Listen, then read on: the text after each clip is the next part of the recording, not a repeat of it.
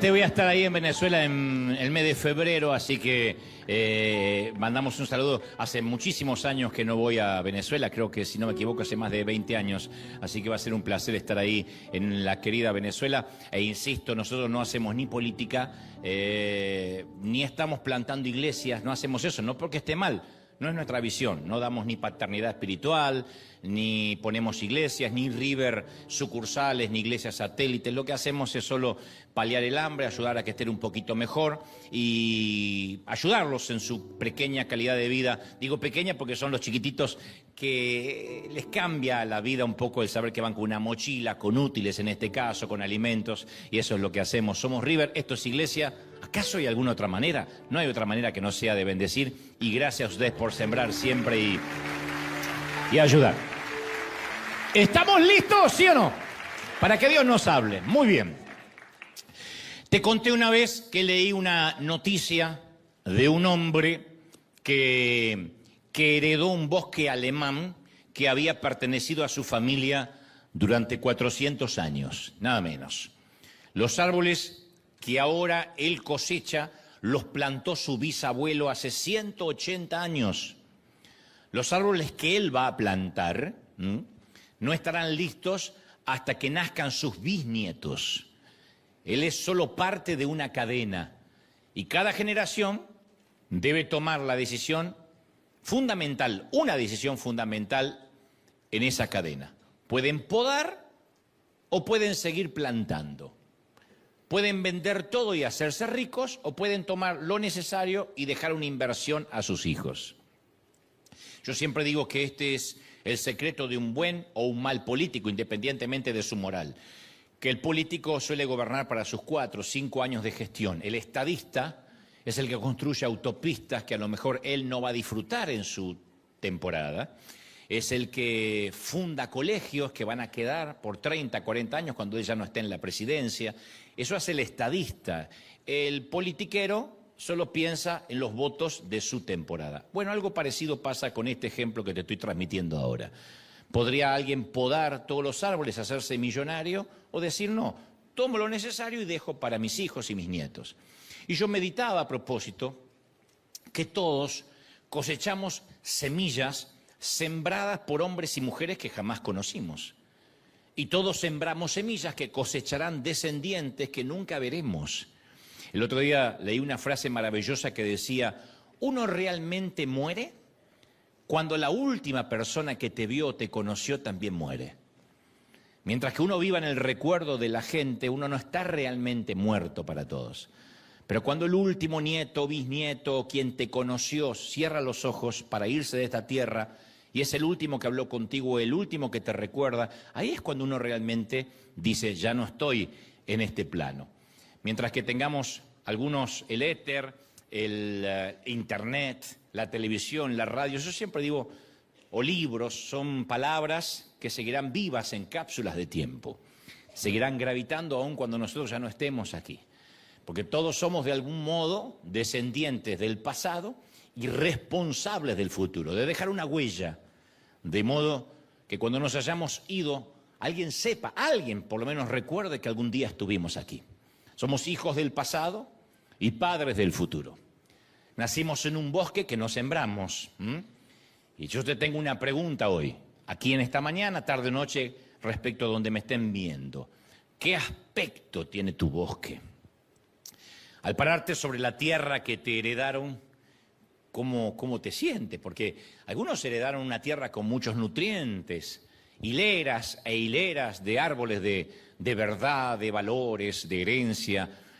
Quizá te apoyes en el bosque de tus padres con orgullo, y si es así, gracias a Dios, porque no muchos pueden hacerlo. Yo diría que una minoría dice, me siento plenamente orgulloso de mi abolengo, de donde yo vengo, de mi línea sanguínea.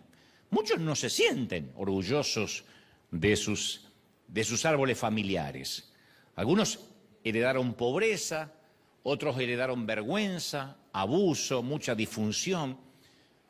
Algunos nacimos y vimos que la cosecha había sido levantada y nadie volvió a sembrar jamás. Yo celebro cuando nuestros hijos empiezan desde nuestros hombros, que a pesar de que somos hispanos, la mayoría provenientes de clase media o baja tirando subsuelo, nuestros hijos no tuvieron que vivir lo que nosotros. Ya es un valor agregado. Que nuestros hijos comiencen desde acá, que no tengan que empezar desde cero. A mí me tocó empezar desde cero, a pesar de que mis padres estaban vivos. No me heredaron nada. Si pedía herencia, me daban un poco de pobreza para compartir. Y a lo mejor tus recuerdos de la infancia te causan también más dolor que inspiración, que nostalgia.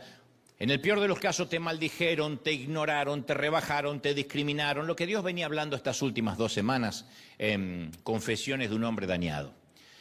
Capaz que pensabas que el trato que te daban era el trato normal, porque uno, ¿qué es la normalidad? Y la normalidad es lo que uno asume como tal. Y ahora que creciste te das cuenta que no era así, que no era normal el trato que te daban. Nos cae la moneda cuando somos padres, que uno está bañando a un hijo y dice, ahora que me acuerdo yo me bañaba solito y tenía 5 años, qué sé yo. Ahora que me acuerdo a mí no me daban estos mimos, me mandaban a dormir y ni me preguntaban si me dolía la cabeza, si había comido. Uno se da cuenta, si es que acaso no está repitiendo el patrón, que no era normal la crianza que algunos tuvimos. Entonces digo, el punto es que toda familia es un poco disfuncional, porque todas las familias están formadas por personas y las personas estamos, por lo general, agrietadas y rotas. Así que no hay familias perfectas, impolutas, diáfanas, transparentes y dignas de un premio Nobel. Yo hace poco recordaba que teníamos una tía que vivía en una casa lúgubre, apenas iluminada con una reja de pequeños rectángulos que filtraban la luz del mediodía. Había un tenebroso pasillo que conectaba una seguidilla de habitaciones y allá, justo frente al pequeño baño del fondo, había una habitación que siempre permanecía completa y absolutamente cerrada. Pero eso no era el misterio, sino que de su interior siempre se oían golpes, ruidos inquietantes. No estoy exagerando. Uno iba al baño y enfrente estaba esa puerta que hacía bum, bum, bum, bum. ¡Wow! ¡Bum, bum! ¡Ay! Yo batía el récord en orinar rápido e irme de ahí. Por nada del mundo te acerques a esa puerta, mijo, era la consigna de la tía, sin más explicaciones ni excusas que esa. Pasarían unos cuantos años, muchos, para darme cuenta que en esa habitación sombría y húmeda mi tía ocultaba una hijastra rara. Era la época, con horror te cuento esto, donde ciertas familias se deshacían socialmente de un hijo que tuviera algún tipo de retraso mental y que podía avergonzarlos. El OPA, el retrasado, el subnormal, como se decía cruelmente, en ese entonces jamás aparecía en una foto familiar, nunca, no, porque arruinaba la foto. ¿Qué van a decir que tenemos un hijo tonto? Se lo recluía de por vida en una recámara bajo llave, de por vida, lejos del resto de la familia, ni siquiera se sentaba a la mesa en Navidad, en Nochebuena, en, no sé, Acción de Gracias, si fuera el caso. Tan discriminativo, cruel y segregativo como está sonando. Afortunadamente ya no abundan ese tipo de casos sin que al menos sean denunciados o expuestos. Pero aún así la mayoría de las familias ocultamos nuestros secretos familiares. En el mejor de los casos no ocultamos a un miembro de la familia, pero sí hay temas que no se tocan. Son historia tabú en reuniones familiares. Los Goebbels, teníamos algunos tíos que bebían demasiado, la mayoría moría de cirrosis. La consigna es no beban alcohol ni fumen cerca del cajón porque todo puede estallar. Por la cantidad de alcohol que ya tenía el cadáver, ¿no? Algún padrino de 70 al que le gustaban las muchachas de 18, se rumoraba. Un bisabuelo que se presumía que pudo haber sido soldado nazi. Una prima que tenía un bebé, que había tenido un bebé 7 mesinos de 11 libras. Y que decía, se casó de apuro. Alguien recuerda la frase casarse de apuro, ¿no? Que yo pensaba que era una boda rápida, no, era todo el apuro.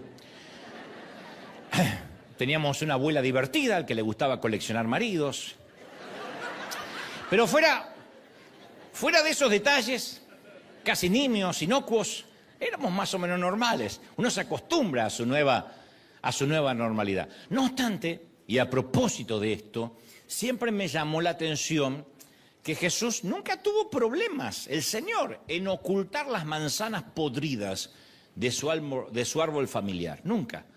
Nunca higienizó la Biblia, nunca la hizo aséptica de manera que dijeran, wow, mira el abolengo, mira el linaje sanguíneo del cual provenía Jesús. ¿Qué otra cosa esperaríamos? No. Si nos trepamos al árbol genealógico de Jesús, vamos a encontrar un montón de manzanas plagadas literalmente de gusanos. En la Biblia aparece, yo siempre recuerdo que aparece una plétora de sus parientes donde todos tienen un carácter al menos cuestionable. Caín tiene celos de Abel y lo mata, así empieza la historia. Un tal Lamec introduce la poligamia en el mundo. Noé se embriaga y maldice a su propio nieto. Lot, cuando tiene la casa rodeada por habitantes de Sodoma que quieren violar a sus visitantes, le ofrece a cambio que tengan relaciones sexuales con sus hijas. Abraham tiene favoritismos entre sus hijos Isaac e Ismael, quienes se convierten en enemigos que devino en una hostilidad que aún perdura hasta la fecha entre judíos y musulmanes. La bisabuela Rahab era una ramera de Jericó, trabajaba como madán y regenteaba un burdel en la zona roja de Jericó, o en la zona rosa en algunos países. El abuelo Jacob era tan taimado que hubiese merecido una tobillera eléctrica en su tobillo. El tío Labán, ¿para qué te voy a contar? Hizo un cambiazo sutil en la luna de miel de manera que su yerno Jacob no sabía que se había casado con la mujer equivocada hasta la mañana siguiente.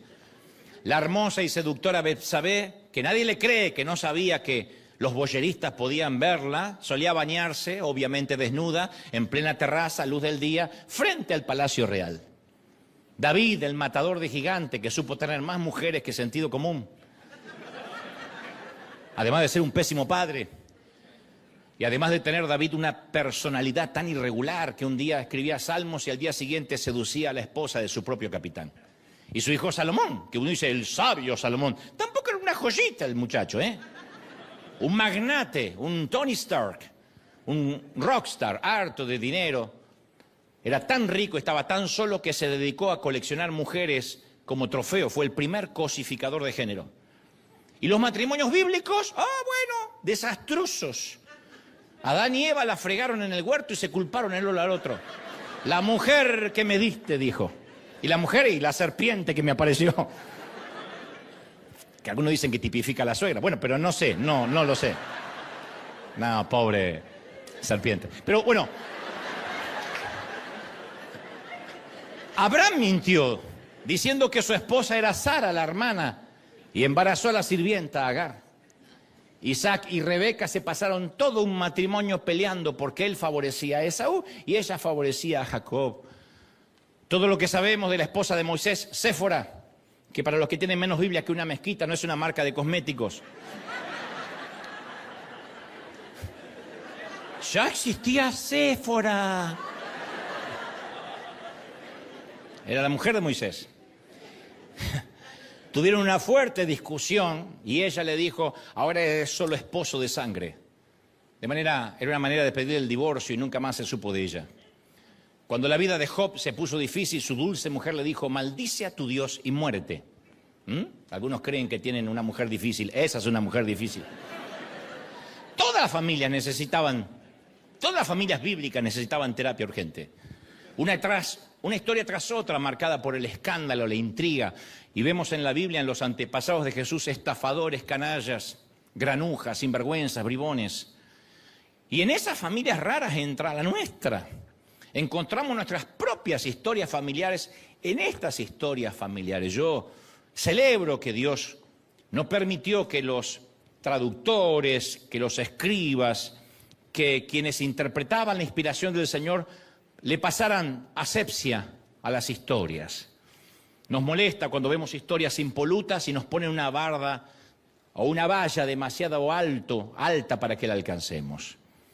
Es espantoso decir, todas las familias de aquí eran santas y puras, como la vida de los ministros que predican.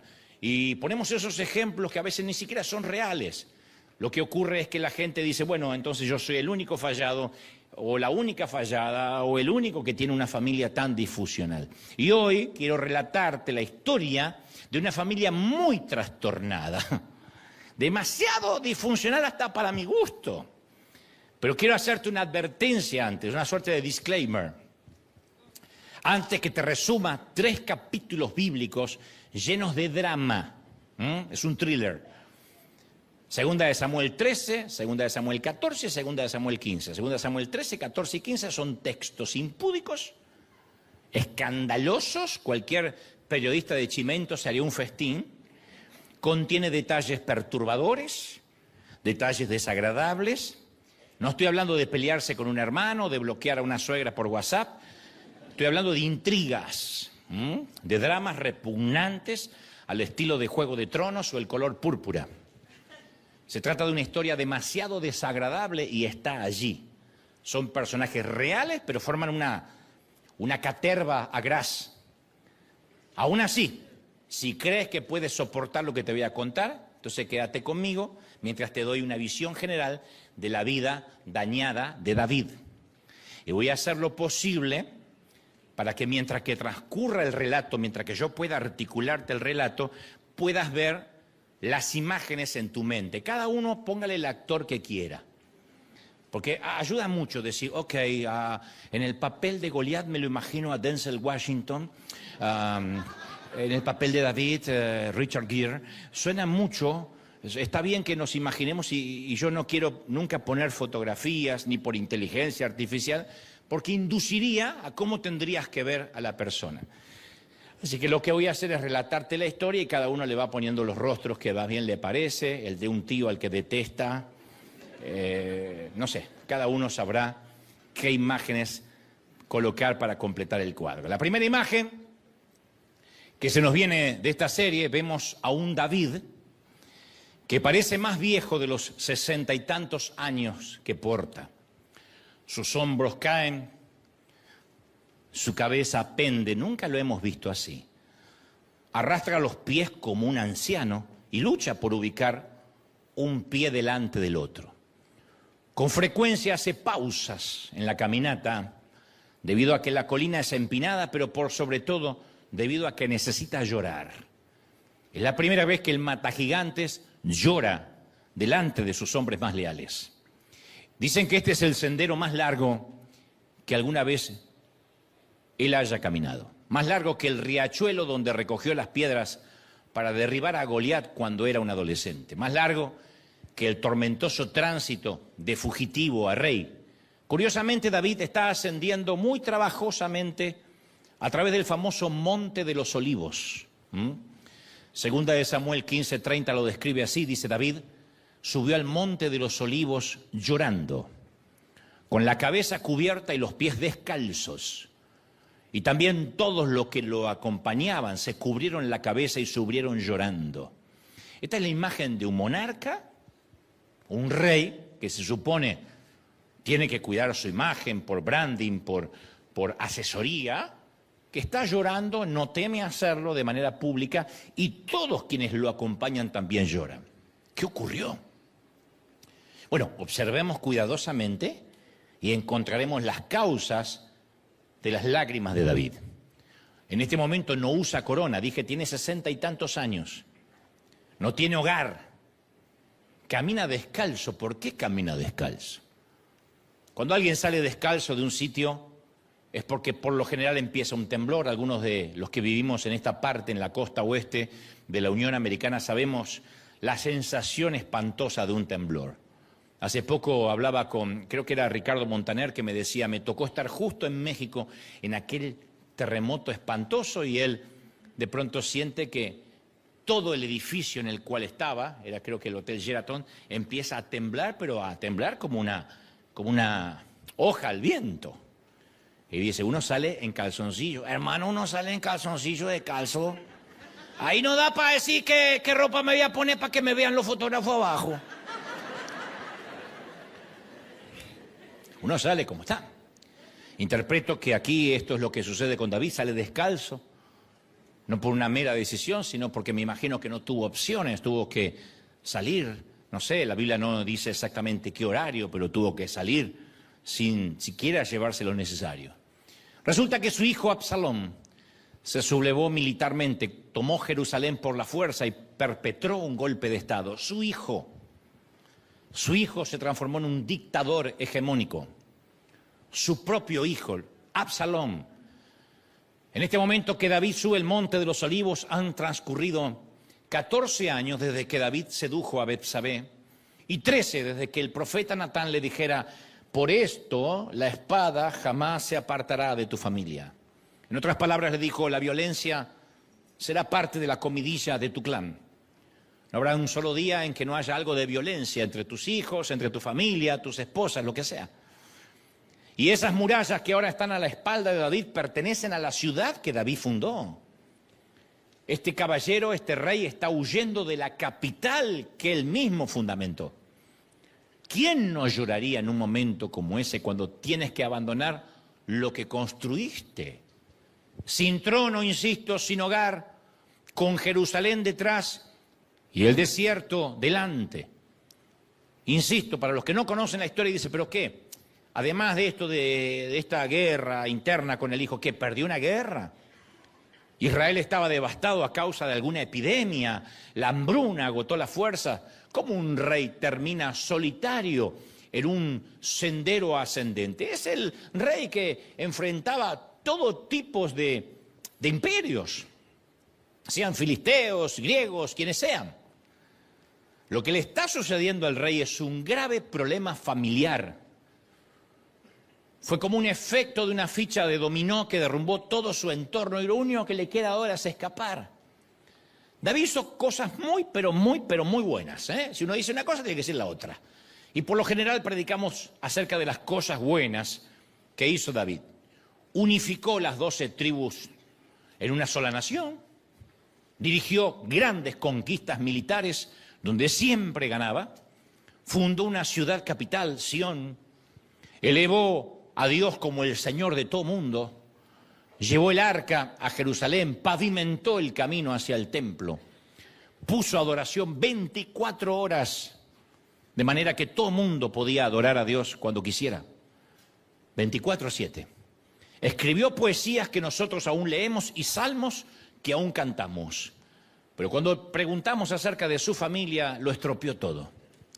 David era el Homero Simpson de los padres bíblicos. Cuando se trata de sus hijos, irónicamente, el gran David es la imagen de la pasividad al momento de tratar con sus hijos, de corregirlos. Hay un pasaje que expone su filosofía como padre timorato, como padre impasible. Su hijo Absalón no es el primero ni el único en sublevarse. Otro de sus hijos, la Biblia narra que Adonías también había organizado un golpe militar. ¿Qué pasa cuando los hijos quieren el trono de su padre? ¿Por qué? ¿Qué es lo que ven? ¿Qué es lo que ven que el pueblo no ve? Este otro hijo reunió también carros, jinetes y personal del cuerpo de infantería para tomar el trono. ¿Qué hizo su padre? Primera de Reyes 1:6 dice: David nunca lo había contrariado, ni le había pedido cuentas de lo que hacía. O sea que es un gran rey, pero pésimo padre al momento de poner los puntos y la disciplina. Ahora, David no comenzó a tener problemas a causa de sus hijos, porque algunos dicen, bueno, le tocaron hijos complejos, ¿no? Si uno mira su historia con detenimiento, vamos a notar que David en realidad no quería o no podía amar a nadie. Es muy duro decir esto, porque siempre ponemos a David como un personaje impoluto, diáfano, transparente, pero no es Jesús, es David.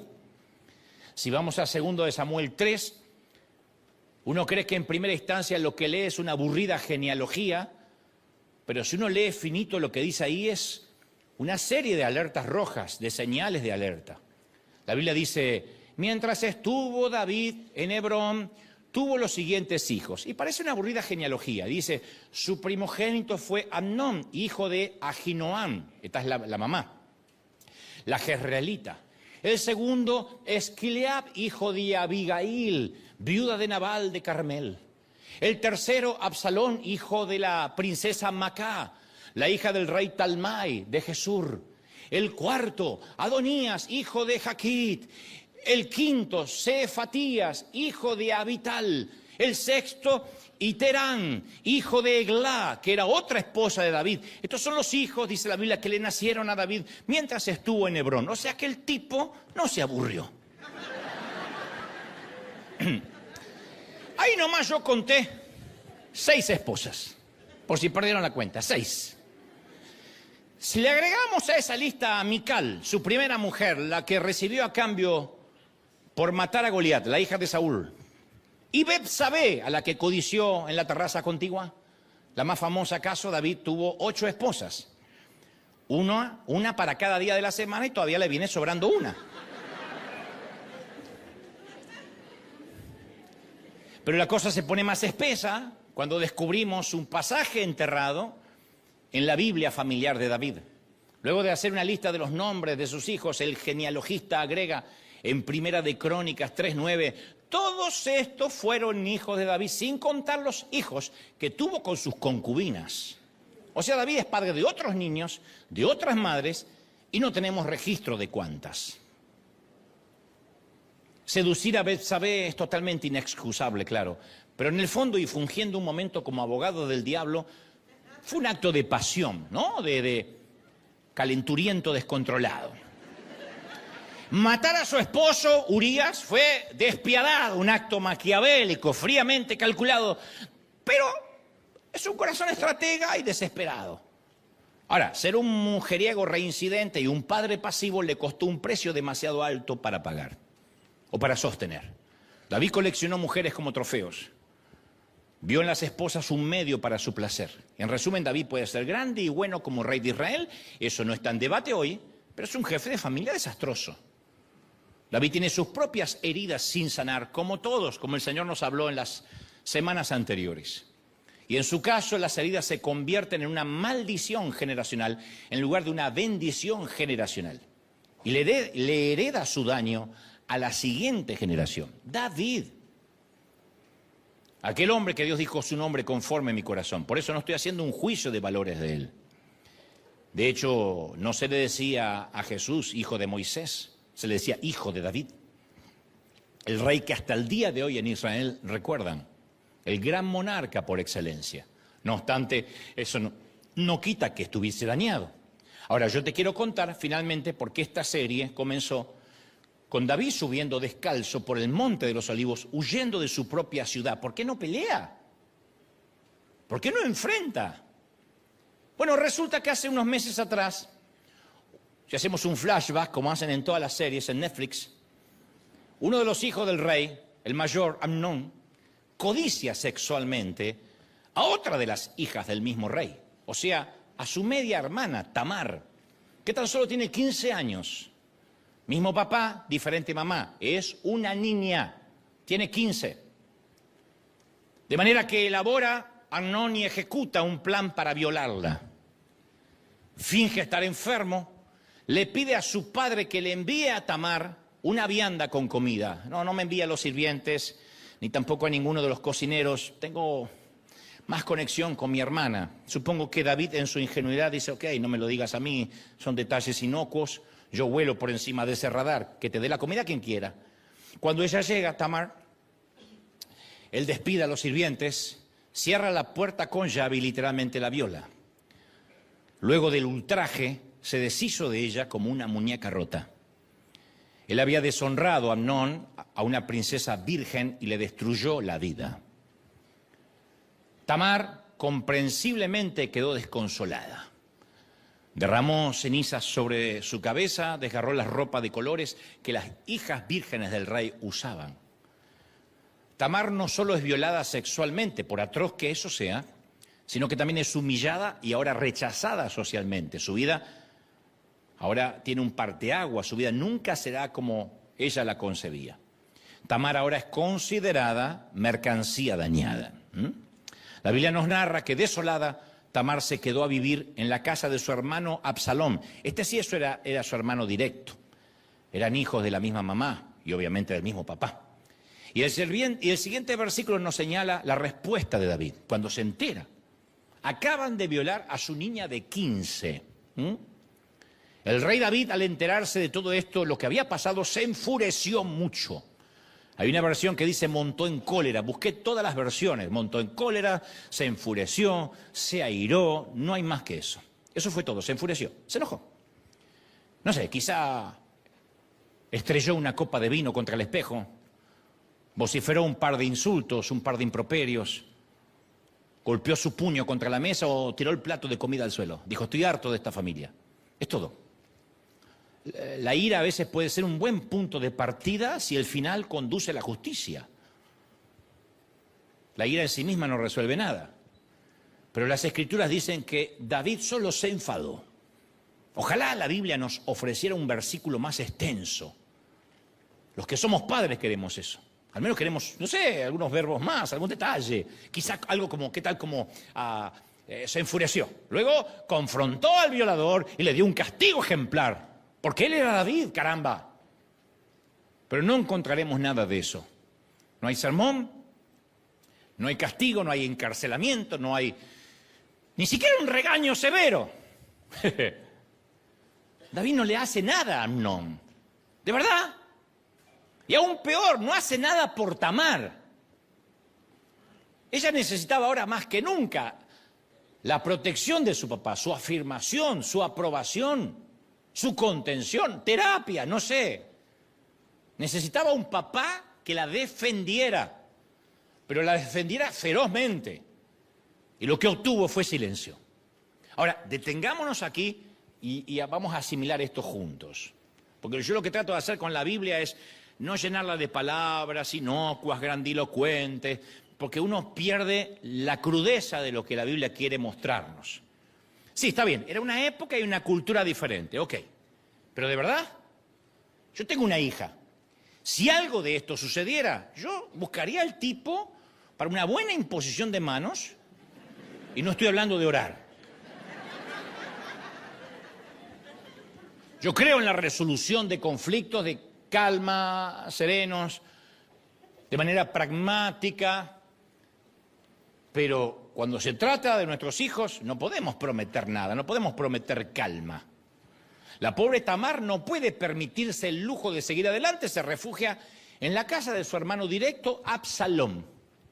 Absalón es otro personaje en esta gran serie. Pueden imaginarse el actor que quieran. Robert Downey Jr. sería uno, no sé, alguien que pueda tipificar a Absalón. Pechito de paloma, galán. Segunda de Samuel 14:25 describe su singular apariencia. Dice, desde su cabeza a sus pies no había en él defecto alguno. ¡Wow! De hecho, ciertos teólogos afirman que pudo haber sido el primer antepasado de los argentinos.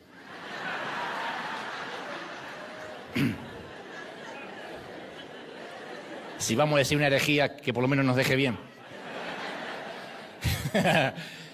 De la cabeza a los pies no había en él defecto alguno. La Biblia menciona que se cortaba el cabello una vez al año porque le pesaba demasiado. Y el peso del cabello cortado, describe la Biblia, era de unos 200 ciclos. Esto equivale a más de 2 kilogramos. Tenía un cabello muy largo. Así que imagínense, pasión de gavilanes.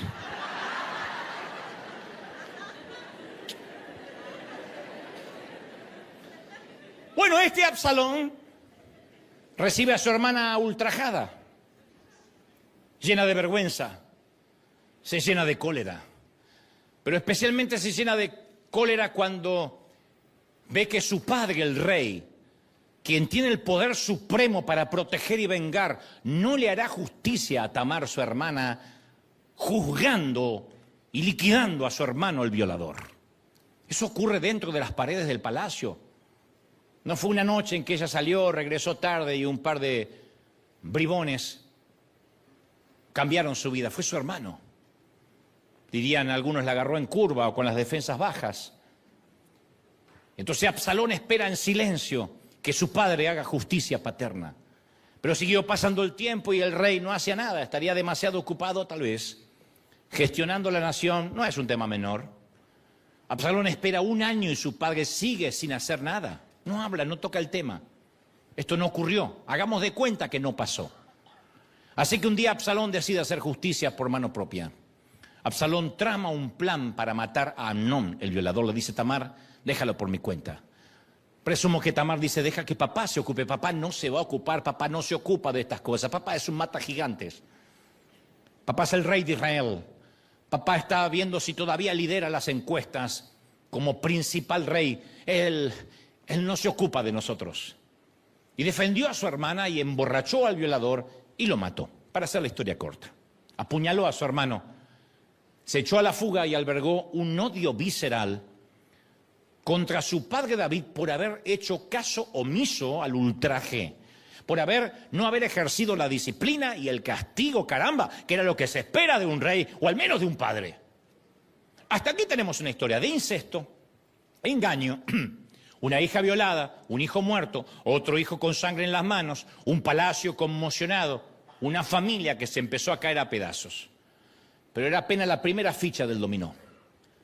Ahora sí era tiempo, nuevamente era tiempo de que David desplegara su coraje, como cuando todo Israel lo vio matar a Goliat.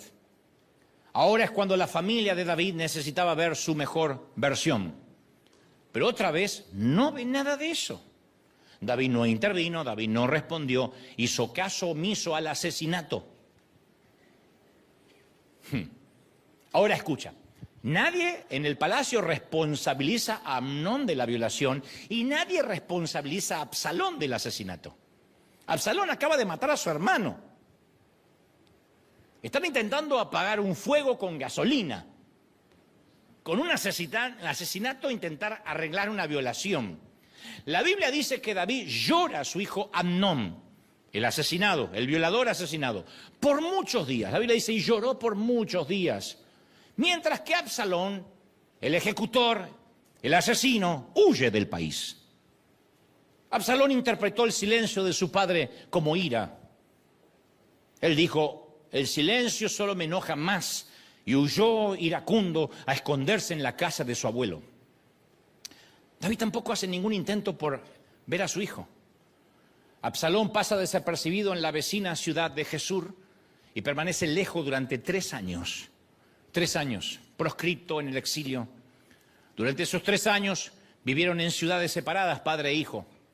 Después de eso, el rey permite que Absalón regrese a Jerusalén. Uno de sus generales, uno de su mano derecha, perteneciente al círculo rojo del monarca, le dice, mira, tendrías que permitir que tu hijo al menos regrese a Jerusalén. Tus enemigos políticos están usando esto como un arma para destruir tu imagen. Y entonces vuelve a Absalón y es como si nada de este desagradable y espantoso asunto de Tamar y Amnón hubiera ocurrido. Se ve que David tiene un sesgo, una manera de manejar las cosas como, aquí no está sucediendo esto. Si lo ignoro, no está pasando. Me sorprende porque fue lo que más le molestó cuando Goliat desafiaba 2 veces por día a los escuadrones de Israel. Y le decía, manden un hombre a pelear conmigo, si ese hombre me venciere, seremos vuestros esclavos. Pero si yo venciera a ese hombre, Israel servirá a los filisteos. David es un muchachito y dice, ¿cómo pueden ignorar al gigante? Saúl y todo el ejército decía, ignoremos al gigante, se va a cansar. Es David quien dice, ¿quién es este incircunciso para desafiar a los escuadrones del Dios viviente? David aprendió desde muy joven que no se puede ignorar a los gigantes que vociferan en nuestro valle privado de Ela. No, hay que enfrentarlos. No sé qué le ocurrió a David en su edad adulta, que ahora no enfrenta nada. Absalón retorna a Jerusalén, pero David no quiere verlo, no quiere esa fotografía. Seguramente tiene un asesor político que diga, está bien que regrese a Jerusalén, pero la gente no está lista para que te tomes una foto con el asesino. Los políticos cuidan mucho con quién se toman fotografías. Si ves 2 presidentes dándose la mano, es porque hubo mucha estrategia en el medio, no son fotos casuales como nos sacamos nosotros por ahí. Cuando 2 presidentes o 2 mandatarios, o un mandatario se saca con su hijo, con su esposa, es porque hay una estrategia para los votantes. Así que David, asesorado o quizá por motus propio, cree que si lo ignora por un tiempo, las heridas cicatrizarán, el pueblo lo olvidará, Absalón también sanará. Ni hablar de Tamar, que no aparece en la historia. Y segundo libro de Samuel 14:26 dice, Absalón vivió entonces en Jerusalén durante 2 años, pero esta vez sin presentarse ante el rey. Ese rechazo no pudo haber sido fácil, ¿eh? Jerusalén era una ciudad pequeña. Evitar a Absalón demandaba un esfuerzo diario de confabulación, de espionaje. David lo logró. No voy a verlo a este tipo. Lo bloqueó del WhatsApp. Sé que esta historia parece extraída de la ficción, es real, pero te aseguro que muchas familias de hoy permiten que el efecto dominó de la ficha de la disfunción nos siga dividiendo a través de los años. ¿Cuántos de nosotros hemos oído la frase ya más o menos para esta fecha? Este año hay que cuidarnos con quien nos juntamos en Navidad. Yo no quiero otras fiestas como el año pasado, como la del anterior, porque si hay problemas como el fin del año pasado o en la Navidad, vamos a terminar todos ofendidos. Yo ya no me quiero juntar. Y uno dice, ¿cómo llegaron a eso? Familias que se lanzan dardos afilados, palabras hirientes. Estoy hablando en la mesa, sin tener que pelear, sentados a la mesa. Ironías solapadas, bromas pesadas, de mal gusto, burlas, pase de facturas viejas, resentimientos antiguos. Así era mi familia. Los Goebbels nos juntábamos y todos éramos muy irónicos. Entonces era, ¿te acordaste de venir? Sí, y traje una ensalada. ¿Una ensalada? Bueno, gastó.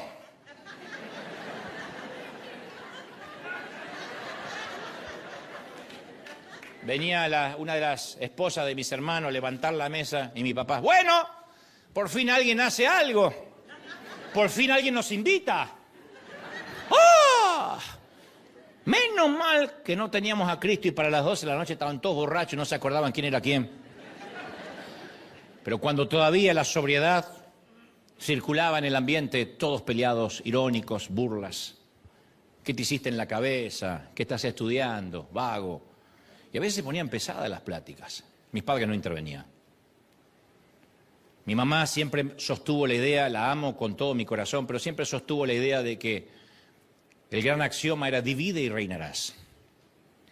Entonces con un hermano, ella era su hijo favorito y le hablaba mal de los otros tres. Y con el otro le hablaba mal de los otros tres y el otro, no sé cómo era ese sistema. Pero me decía a mí, ¡ay! ¿No sabes lo que me hizo el Diego? ¡Oh! Menos mal que te tengo a ti. Fuiste un regalo. ¿No era un tumor?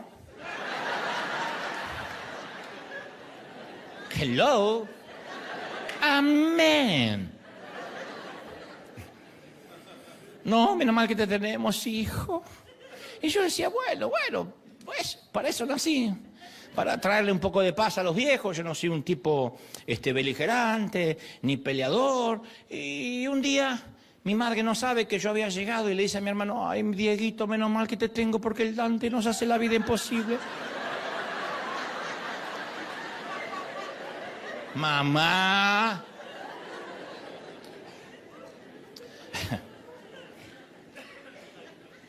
Sabíamos que había problemas, sabíamos que había dolor. Y seguíamos como siempre, como si nada hubiéramos pasado. Alguien enfrentó, alguien confrontó. Hubiese dado lo que sea porque mi padre nos reuniera a nosotros y nos dijera, no voy a permitir la falta de respeto entre ustedes. No permitiré que un hermano hable mal del otro. Pero la manera de captar la atención de la familia era hablar mal del otro. Mamá, tengo un chisme acerca de mi hermano. Oh, no me digas, porque él no me cuenta nada, cuéntame. Entonces era una suerte de dimes y diretes donde nunca buscábamos sanar. Y nos creímos eso de que el tiempo cura las heridas, pero las heridas sanan correctamente cuando se las trata correctamente. El tiempo por sí mismo no cura nada. El tiempo solo, intrínsecamente, en sí mismo no cura nada. El tiempo pasa, volvamos a nuestra historia. Absalón ahora está de vuelta en Jerusalén y el tiempo no le calmó nada. Y tramó un plan con mucha ironía y te la voy a mostrar dónde está en momentos. Las semillas del rencor en Absalón, que ahora está en Jerusalén y su padre ni siquiera lo ve, como si él fuera el violador. Ok, es un asesino, pero al cabo hizo justicia. Y ese rencor había extendido raíces profundas en el muchacho. Así que Absalón decide derrocar a su padre. Recluta al ejército de David, organiza un golpe de estado para conmemorar un gobierno de facto. Empezó de una manera sutil, se presentaba temprano todos los días en la puerta de la ciudad. Uno entraba a la ciudad y no era lógico ni común ver al príncipe, y menos con esa larga cabellera. No había defecto en él alguno, de pies a cabeza, insisto. Era casi un argentino parado a la puerta de la Casa Blanca.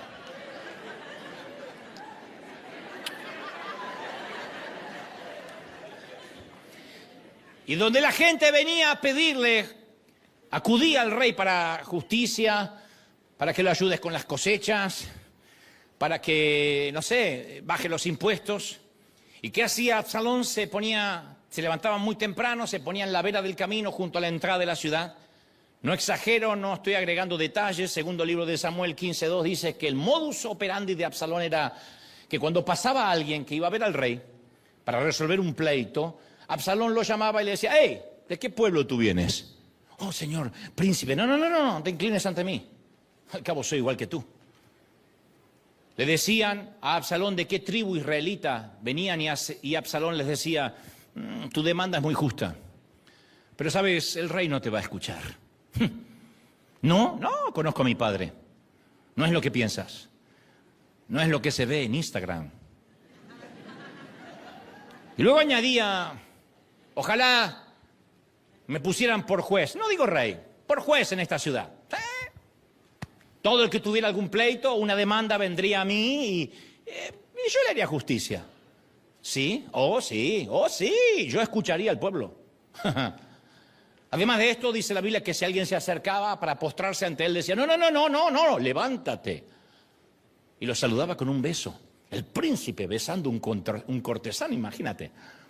Eso hacía Absalón todos los días con todos los israelitas que iban a ver al rey para que les resolviera cualquier asunto. Y así, dice la Biblia, fue ganándose el corazón del pueblo. Fue el primer estratega político de la historia. Agarraba un bebé lleno de moco y decía: saca la foto.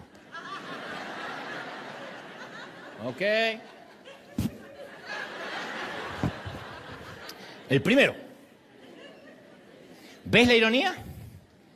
El hermano asesino se gana el corazón del pueblo prometiendo lo que David no ha cumplido en su caso: justicia.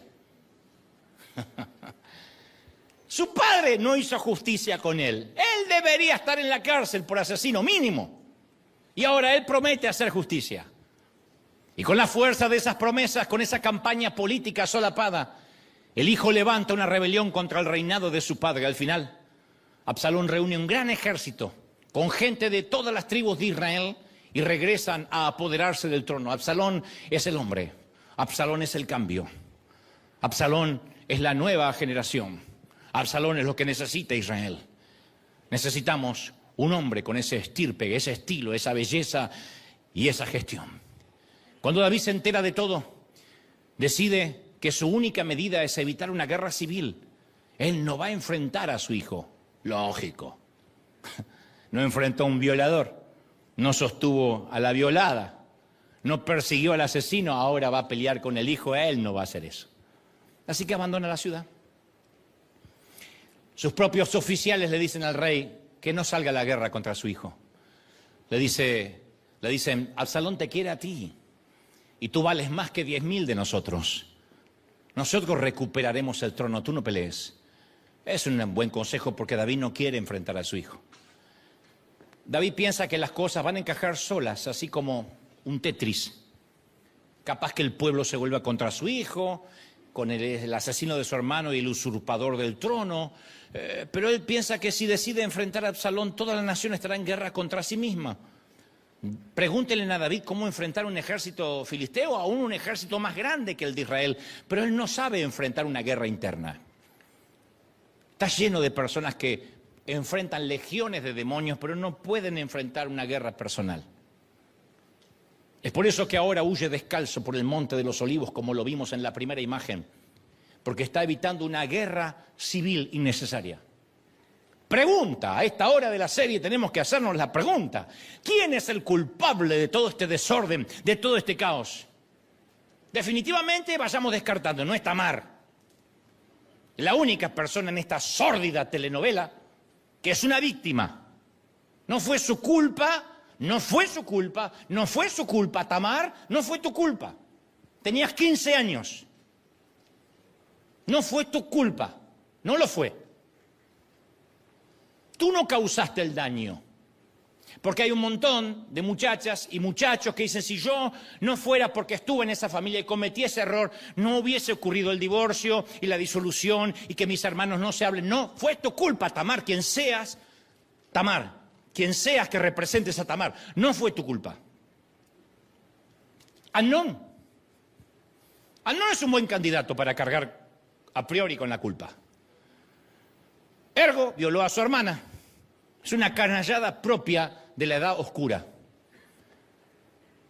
Pero al fin y al cabo, la lujuria de Amnón también es una secuela del daño y la lujuria de David.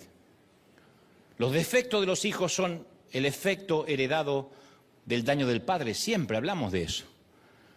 Nunca sabremos qué traumas arrastraba el rey David consigo y que logró convertirlo en ese padre tan pasivo, tan abúlico, que a veces se exaspera. Ojo, estoy especulando un poco, es una licencia que me tomo.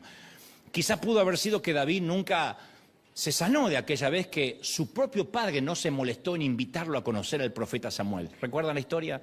Todos los hijos de Isaí parados ante el Samuel pensando que podrían ser el candidato para el reino, y David ni siquiera es invitado. Y cuando Samuel dice, ¿no tienes un hijo más? Ah, sí, tengo al muchacho, al renacuajo, al bueno para nada, el que cuida ovejas. No sé si ese va a servir. ¿Se sanó David de eso? Es un golpe. O se me ocurre que tal vez no, David no podía procesar el abuso del rey Saúl. Su jefe, su rey, que le decía, toca música para mí. Y luego se ponía loco, le arrojaba lanzazos para matarlo. Hay de la gente que no puede procesar que alguien a quien uno respetó y amó tanto de pronto te quiso dañar. Decimos, era el hombre que yo confiaba. Era el líder al que yo había depositado toda mi confianza y un día me dañó, habló mal de mí, me dijo que me quitaba la cobertura, que ahora estaba en manos de Satanás. Hay gente muy dolida en nuestras congregaciones que viene de esquivar lanzazos de un líder turulato. O quizá el punto débil de David era su ego. Y a menudo recordaba cuando toda la nación celebraba sus victorias contra los enemigos de Israel. Y también en un punto se sentía un rockstar, por encima de las reglas de los demás humanos. Aprendimos que elevación no equivale a sanación. Estar en un sitio preponderante no significa que el tipo esté sano. David es rey de toda una nación, pero la única persona que fue con él a todas partes siempre fue él mismo. Nosotros siempre viajaremos con nosotros. A mí me da gracia cuando un pastor me dice, yo ya no estoy más en San Diego, ahora me puse una iglesia en Houston porque en San Diego la gente es muy dura y la iglesia no crece. Oiga, tu falta de llamado y tu falta de trabajo y de ética de trabajo va a viajar contigo a Houston y a donde vayas. Vas a fundar una iglesia en Suiza y vas a encontrar a la misma gente. Viaja contigo, a donde vayas. Llevamos a nuestro verdadero yo a donde quiera que vayamos. Y el daño de David sin sanar le está costando su reino. Así que David como rey sin duda toma medidas extraordinarias para mostrar la bondad. Es el mismo rey que dice, ¿habrá quedado alguno de la familia de Saúl a quien yo pueda mostrar benevolencia? Y manda a traer un lisiado de una cueva para que se siente a su mesa. No estamos dudando de su bondad, de su pragmatismo, de su gestión, de su equidad y de su justicia inequívoca. Pero cuando se trata de su propia hija, no dice una palabra. De verdad, David, su daño es un obstáculo para su paternidad y ahora le está costando también su reinado. Toda esta tragedia y este dolor pudo haberse evitado si su padre hubiese aplicado corrección y disciplina a Amnón. Es una hipótesis. ¿Y Tamar, la niña? ¿Cómo se habrá sentido la niña de papi al ver que ese papi nunca hizo nada para defender su honor? ¿Lo siguió respetando? Dicen que para una niña la figura paterna es su primer amor en el mejor sentido y más sano de la palabra. Es su primer figura de hombre. Buscará tener novios o relaciones con el sexo opuesto conforme al hombre, al primer hombre que vio en su hogar. No querrá nunca menos que eso. Imagínate cuando la imagen paterna falla, cuando el padre es ausente, cuando se siente una huérfana emocional o lo que es peor, su padre solo se enfadó por la violación, conociendo al que la perpetró. Su vida, la vida de Tamar, hubiese sido diferente si su padre hubiese castigado al violador. ¡Sin duda! ¿De qué manera las tragedias familiares de David se pudieron haber evitado si hubiese honrado a sus hijos aplicando disciplina? Esto era lo que tenía que aplicar, disciplina, no ser amigo de sus hijos. Disciplina. En resumen, al negarse a corregir a uno de sus hijos, deshonró a todos sus hijos. Una vez un pastor me dijo, no es problema que en la congregación aparezca alguien que haga un desastre, porque es un hospital. Se supone que atraemos los pecadores. El problema es lo que el líder hará cuando se entere de eso. La gente no tiene problemas con que aparezcan corruptos en los gobiernos. El problema es cuando el presidente hace la vista gorda con los corruptos. Esto es igual. No deshonra a un ciudadano, deshonra a todos. Y David, al no corregir a uno, deshonró a todos sus hijos. Y obviamente deshonró a Dios. Y me ha tocado conocer a muchos padres que son lerdos para corregir a sus hijos porque no quieren perder la paz en el hogar. Yo vengo cansado de trabajar y lo que menos quiero hasta ahora es pelear. Paz, paz. Eso no es paz, hombre. Eso es meter todo debajo del tapete. Debajo de la alfombra. Conozco a decenas de familias que lo ocultan todo. Jamás se habla de nada profundo. Son expertos en fingimiento. Hay familias que dicen, nosotros somos muy unidos. No, son muy fingidos. Porque si todos nos proponemos fingir, todos vamos a estar unidos. Y se reúnen a comer, ok, pero todo es una cultura superficial. No se toca este tema, no se habla de la hija que se divorció. Por favor, no se le pregunta. Sí, pero no va a venir el marido, pero no pregunte. No, eso no le gusta a ella. Y al hijo vago, el que no trabaja, no, tampoco digan nada de él. Pobrecito, tiene problemas. Tiene 42 años, no encuentra el trabajo que le gusta. Tampoco se debate sobre la manipulación del hijo mayor, porque él es el mayor y hay que entenderlo. Y está prohibido hablar del vicio del menor, no toquen ese tema. Entonces viven en una cultura de no toquemos temas incómodos porque somos cristianos. ¿De verdad? ¿Qué tiene que ver? No toquemos temas incómodos porque acá adoramos al Señor. Y si adoramos al Señor, hay una cosa que al Señor lo exaspera y es la hipocresía. No tiene problema ni con la prostituta, ni con el cobrador de impuestos, ni con el ladrón. Él tiene problemas con los hipócritas. No veremos nunca a Jesús montar en cólera contra una prostituta. ¡Loca! ¡Mantén tu calzón arriba! ¡Nunca! Ni siquiera con la mujer samaritana.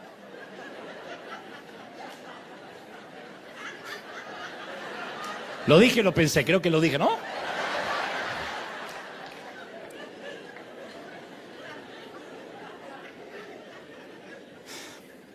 La mujer samaritana, 5 maridos has tenido, el que tiene no es tu marido, pero yo te daré agua donde no tendrás sed. Lo que estás buscando, muchacha, es llenar tu tanque emocional y ya no tendrás sed. No la juzga. Pero párale un hipócrita, un experto en fingimiento y verás a un señor dando vuelta a la mesa de los cambistas y de los hipócritas y de los religiosos. Pero decimos, bueno, reunámonos en Navidad y simulemos que todo está bien. Esos hijos a los que nunca se les incomoda o se los corrige, bueno, esos hijos terminan sintiendo desprecio hacia los padres. No van a decir, qué papá genial, nunca me decía nada. Esto es tan irónico como trágico. Irónico porque precisamente lo que los padres tratan de hacer es ganarse el amor de sus hijos, pero se pierde ese amor cuando sus hijos ven que sus padres no tienen ninguna autoridad. Y trágico, porque esos hijos siguen tomando decisiones perjudiciales para ellos y para toda la familia. Proverbios 13:24 da un diagnóstico muy crudo, dice, el que detiene el castigo a su hijo aborrece, mas el que lo ama desde temprano lo corrige. Lo corrige, aunque duela. Lo corrige, aunque duela. ¿Duele? Duele. Y los que siempre queremos estar bien con todo, duele más. Proverbios 29:15 dice, la vara y la corrección dan sabiduría, mas el muchacho consentido avergonzará a su madre. Qué feo cuando sentimos que tenemos que dar explicaciones por nuestros hijos porque nos avergüenzan. Yo sé que algunos dicen, pero mi hijo en casa es un demonio, lo que pasa es que actúa afuera. Bueno, tienes la mitad ganada. Peor sería también tener que aclarar lo que pasa afuera. Lo cierto es que la toma de poder de Absalón significó la caminata más triste de David fuera de Jerusalén, en lo alto del monte de los Olivos, en el desierto, sin corona, sin ciudad, descalzo. Solo un corazón entristecido, solitario, un hombre acabado. Los leales de David finalmente alcanzaron a Absalón, para terminar la historia, aunque no es el punto. Dicen que Absalón, cuando trataba de escapar a caballo, su largo cabello, ese año no había ido a la peluquería todavía, su largo cabello quedó enredado en un árbol. Literalmente, pasó y el cabello se le enredó en un árbol y quedó pendiente. Y entonces alguien del círculo rojo de David, Joab, uno de sus comandantes de confianza, ve al rebelde colgado del árbol y a pesar de que su rey le había ordenado no hagan daño a mi hijo, él practica tiro al blanco. Al corazón. Segunda flecha. Al corazón. Tercera flecha. 3 flechas en su corazón. Un heredero al trono que murió en la flor de la vida. Cuando David supo la noticia quedó destrozado. Y otra vez volvió a gritar palabras de dolor. Son las palabras más dolorosas. Están en 2 de Samuel 18:33. ¡Absalón, hijo mío! ¿Quién me diera estar muerto yo en tu lugar? ¡Ay, Absalón, Absalón, Absalón, hijo mío! Así está descrito en la Biblia. ¿Cómo es que David llora por alguien que le causó tanto daño? Son lágrimas tardías. David triunfó en todas partes menos en su hogar. ¿Cómo nos explicamos el desastroso hogar de David? ¿Cómo nos explicamos su silencio continuo hacia sus hijos? No hay salmos escritos sobre sus hijos. Seguramente de todas sus esposas, alguna habrá sido digna de un soneto o de una canción, nunca habla de sus mujeres. Aparte de la única oración que ofreció por el hijo de Betsabé para que no muriera, nunca oró por su familia, nunca más. Ora por los filisteos, por sus guerreros, ofrece ruegos por Jonathan, su amigo, por Saúl, su principal rival, pero en lo que concierne a la familia, por lo menos no hay registros que haya orado. Estaba muy ocupado para darse cuenta, es una posibilidad. Al cabo tenía una ciudad para establecerse y un reino para construir, lo entendemos. No era un simple handyman, con el mayor respeto que me merece quien transita ese oficio. ¿Puede ser que haya sido demasiado importante para cuidar a sus hijos? Tal vez era de los que dice, ok, dejo que las mujeres críen a los niños y yo conduciré la nación. Y a la noche quiero una buena copa de vino y una noche de sexo. No pido más para ser feliz. ¿Se sentiría demasiado culposo como para corregirlos? Después de todo, ¿cómo podía David, que había seducido a Betsabé y haber mandado a matar a Urías, su esposo, cómo podía corregir a sus hijos cuando violaron y mataron? Y si le decían, papá, ¿desde qué lugar me hablas? Tú también. Lo cierto es que todos vamos a hallarnos en la despedida de un hogar, de un hijo del hogar. Dios permita que jamás, jamás, jamás estemos delante de un ataúd y tengamos que decir, ojalá yo esté muerto en tu lugar. Pero sí lo vamos a despedir cuando ese hijo o esa hija decida vivir solo o emprender su propio vuelo o casarse. Y haremos memoria. Hijo mío, ¿quién me diera volver 10 años atrás y arreglar ese episodio triste que esperaste que yo arregle? Ojalá pudiera comerme palabras que dije, momentos de ira, o decir aquello que decidí callar para no causar problemas. Los que estamos muy ocupados solemos decir, yo lo hago todo por mis hijos, pero esos son frases de timadores. Algunos viviríamos así, aunque los hijos no existieran. Hay hombres que toman identidad de lo que hacen. Y a veces, como le sucedió a David, es demasiado tarde. Ocupados o no, somos padres, imperfectos, repletos de errores. Aquí yo no estoy planteando hay que ser padres perfectos, porque ninguno lo es. Somos familias disfuncionales, pero sí tenemos que amar a quienes llevan nuestro apellido. Este mismo sitio, esta mañana y esta tarde o noche en casa, está repleto de silenciosos héroes que salpican el paisaje de nuestra sociedad. Esos silenciosos héroes no llevan puesta medalla, no besan trofeos, pero sanan rodillas raspadas, besan las lastimaduras. No escriben los titulares de los portales de noticias, pero cosen la línea de dobladillos, planchan, pegan botones. Nunca encontraremos estos nombres en la lista de los Nobel o los Pulitzer, pero sí en la sala de clase, en el grupo de WhatsApp de padres. Son padres, somos padres, pero no solo por el acto de serlo, por apellido y calendario. Somos héroes, son héroes. Los programas de noticias no te llaman, pero tus hijos sí lo hacen. Nos llaman papá, mamá, pa, ma, dad, mom. Y esas mamás y papás son más valiosos que todos los ejecutivos, senadores y legisladores de cualquier país. Los niños deletrean amor con 6 letras, tiempo. Aunque a algunos de nosotros se nos olvida con el pasar de la vida. Pero hoy tenemos esta historia descarnada y Dios permite que sea descarnada para que no paguemos el precio que David pagó. Vamos a espolear la historia, nos acercamos unos poquitos capítulos a las horas finales de David, porque pasaron muchas más cosas.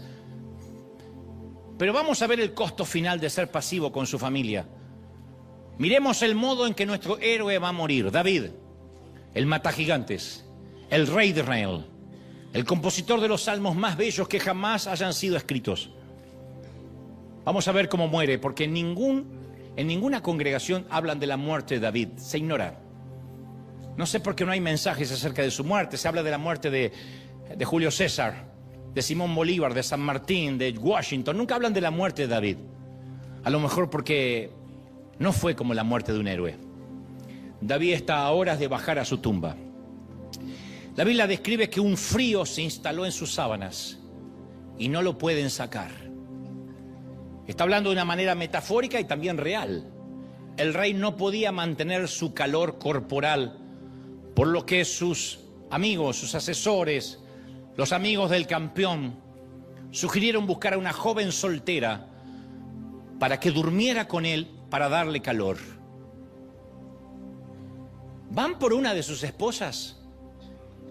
Dijimos que contamos, ¿qué? 8 más las concubinas. ¿Cuántas? No. Ninguna de las docenas de mujeres que lo acompañaron durante su juventud está ahí. Nunca sabremos por qué, no quiero especular, pero ninguna está ahí en la estación final de su esposo y rey. ¿Por qué? ¿Llaman a alguno de sus hijos? No. Quizá por todo esto que te conté no quieren estar a su lado. O están debatiendo quién va a quedar en el trono. Primera de Reyes 1:3 dice que puede que sea el pasaje más triste de toda la vida de David. Fueron por todo Israel en busca de una muchacha hermosa que se dedicó a cuidar y servir al rey, aunque el rey nunca tuvo relaciones sexuales con ella. La muchacha dijo, ¿qué es lo que tengo que hacer? No sé, hazlo feliz. Haz lo que tú sabes. Saca a tu mujer de dentro y haz que el rey muera con una sonrisa y un frío que no se le va, un temblor. El temblor no era por falta de sexo, el temblor no era porque quería tener una noche de lujuria. El temblor era porque sospecho que David hubiera canjeado todas sus conquistadas coronas por los cariñosos brazos de una mujer que lo amara por lo que él era, aún con sus errores, con su fallida humanidad. Hijos que dijeran, papá, no fuiste el mejor, pero ahí estuviste, con tus errores, nunca te fuiste, ahí estabas con nosotros, pero fue demasiado tarde. Murió en los brazos de una extraña, casi no sabemos el nombre, solo la ciudad de la cual provenía. Pero si Dios hoy no trae este mensaje es porque aún no es tarde para nosotros, si no Dios no habla esto. Nadie vive y muere para sí mismo, nadie. ¿Acumulamos capital de bendición o acumulamos capital de iniquidad? Las generaciones están conectadas a través de nosotros. Un día, en 100 años, nadie sabrá que estamos aquí, pero nuestros hijos y nietos sabrán que habremos existido. Y cada vez que corremos es una vuelta menos que les tocará dar a nuestros hijos. Darán otras, pero no las mismas. Entonces el mensaje hoy es, salvemos a nuestros hijos, salvemos a la profecía. Salvemos el futuro. Agradezcamos a Dios que Él siempre puede sacar buenos frutos de familias muy poco normales como las nuestras, y aún Él sí puede sacar frutos, buenos resultados, buen futuro y bendecirnos. Y si dices, sabes, Ahora que lo menciona, yo soy peor o igual que David. Eso es bueno. Celebro y bendigo a todos los que nos damos cuenta que todavía no es demasiado tarde. Mientras que nuestro corazón bombee sangre, todavía estamos a tiempo de cambiar, reflexionar, replantear, regestionar y decir, aunque pasé 40, 50, 60 años siendo un pasivo o una pasiva, voy a restaurar, porque lo que Dios puede hacer en una noche es más importante que lo que yo pude haber hecho en toda una vida. Familias poco normales, a celebrar al Rey de Reyes. ¡Santo! ¡Vamos! Te exaltamos, Rey. ¡Te adoramos, Rey de Reyes! Bendito eres. Vamos a orar. En casa, aquí. Te dije que era un mensaje crudo. No son de esos versiculitos que uno lanza y repite conmigo y confiesa y proclama y empodérate. La Biblia está ahí para confrontarnos. Y cada historia sórdida que aparece es para enseñarnos algo, para que no pasemos por lo mismo. No tenemos que replicar todo. Hay cosas que podemos evitar. Basta que alguien haya tropezado para que nosotros no tengamos que tropezar con la misma piedra. ¿No es acaso lo que los padres injustos hacemos? Somos injustos, somos pecadores y aún así le evitamos el mismo dolor que el nuestro. Dios dice, he dejado un registro bíblico para que no tengas el mismo dolor. Quedémonos con las cosas buenas de David, con las trovas, con los salmos, con la poesía, con la prosa. Y evitemos el dolor de saber que por no hablar, por callar, por hacer caso omiso, perdemos acaso lo más importante. En este caso, el Señor habla especialmente sobre los que dejaremos a la próxima generación. Y sé que a veces es difícil. Lo más difícil es una de las cosas que mencioné. Uno no se siente a la altura moral de enseñarle algo a un hijo. Aquí hay padres divorciados, hay padres que han estado en la cárcel, hay madres que han tenido abortos, hay mamis que han pasado por decenas de parejas. Y entonces el primer pensamiento que el diablo instala es, ¿qué le vas a enseñar a tu hija? ¿No te acuerdas lo que eras en tu juventud? Pero acordarse de lo que eras en tu juventud es para que tengas empatía y más que nunca la puedas ayudar. En vez de juzgarla, ayudarlo, porque pasaste por eso. Entonces uno no se tiene que poner en papel de santo, porque ahí tus hijos te van a decir, ¿qué me vienes a enseñar si una vez me contaste qué? O yo supe qué. Hay que hacer lo mismo que yo sugiero siempre a los pastores. No se pongan en superhéroes, en padres, esposos e hijos ejemplares, porque la gente esperará tu caída.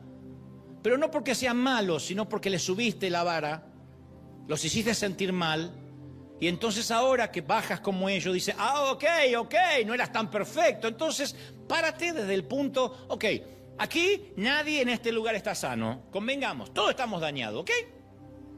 Nada más estoy diciendo, no caigamos, no nos equivoquemos, luchemos por cambiar. No importa qué edad. Mi papá me dio su primero y último abrazo cerca de los 90 y tantos años, los 23, 94 años. Nunca nos abrazó. No podía mostrar afecto.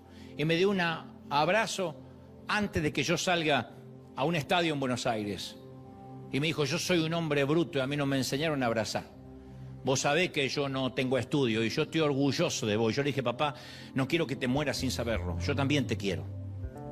Nos reconciliamos, no nos reconciliamos, nos abrazamos a sus 90 y tantos años. Nunca se es demasiado viejo, ni demasiado endeudado, ni demasiado joven, ni demasiado enredado como para no poder enmendar. Siempre, mientras que el corazón esté latiendo, siempre, mientras que la sangre fluya por nuestras venas, habrá esperanza. Digamos, Señor, yo quiero cambiar, ser un punto de inflexión para las nuevas generaciones. Mi vida ha sido un desastre, pero al menos no dejaré ese desastre a mis hijos. He acumulado capital de iniquidad, pero no he de pasar esa iniquidad a los míos. Vamos a luchar para sostener lo bueno que ha hecho el Señor. Oramos al Señor. Padre, gracias por esta mañana. He transmitido lo que creo, he puesto en mi corazón sin omitir, sin quitar, sin sumar nada a lo que creo es tu revelación. Y he transmitido torpemente a donde yo puedo llegar desde hace años, que es al intelecto de quienes me prestan sus oídos por tu providencia, pero tú has llegado al corazón. a donde yo no puedo llegar nunca, a los sitios más recónditos y escondidos del alma, a los tuétanos, a los lugares más secretos. Y yo te pido que tu Espíritu Santo selle esta palabra. Que tengamos una nueva temporada, un nuevo inicio, un nuevo momento para arrancar, para comenzar. Que sepamos que vamos a tener que arrancar para poder plantar. Que para construir habrá que sacar escombros. Que para construir un edificio alto habrá que sanar. Y que eso será incómodo, revolver heridas. Pero el revolver las heridas no tiene el propósito de la morbosidad, sino el propósito de que ya no hay nada que impida un buen fundamento. Danos un buen fundamento. Padre, queremos un 2026 de sanidad, un 2026 de paz, pero la paz verdadera, que sobrepasa todo entendimiento. Gracias por esta mañana, gracias por este día. Nos alineamos y nos calibramos conforme tu corazón. Levanta tu mano si es posible conmigo, por favor. Y dile, Señor, esta palabra entra en mi vida, entra en mi corazón, es sellada. Y así como levanto mi mano en señal de rendición, levanto mi mano diciendo, me llevo lo mejor que tú has hablado. Me llevo lo mejor de esta historia para mi vida, para mis hijos.